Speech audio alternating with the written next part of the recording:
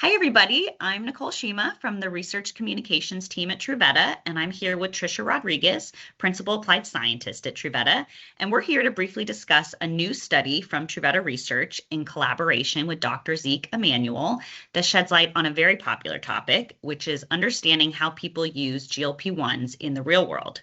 Their findings were just published in JAMA Network Open, so we're going to dive in. Tricia, can you start by summarizing the study? Of course. We analyzed data from over 125,000 adults who started GLP-1s and found that discontinuation rates in the first year were very high, especially for patients without type 2 diabetes.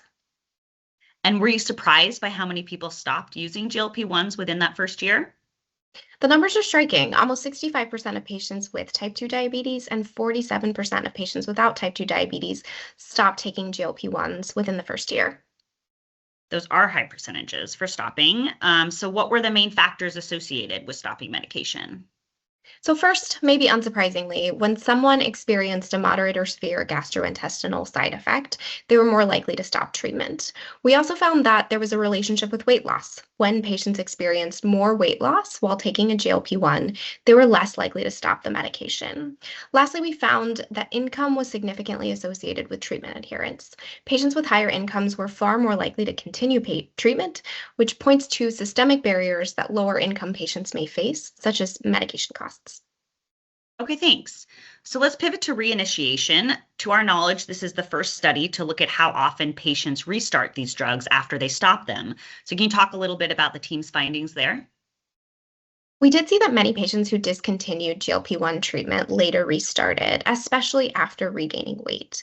We found that a 1% increase in weight after stopping GLP-1s was associated with about a 2.5% higher likelihood of restarting.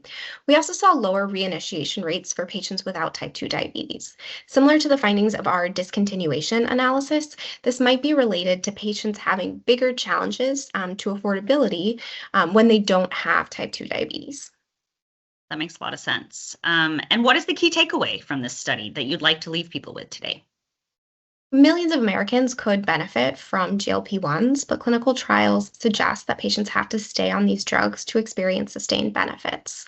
We find that most patients stop these drugs within a year, and that could be related to how much weight loss they experience, whether they have side effects, and how relatively affordable the medications are. Okay, well, thank you so much for sharing, Tricia. And if anyone is interested in learning more about the study, you can head to truveta.com or read more on JAMA Network Open. And thanks, Tricia.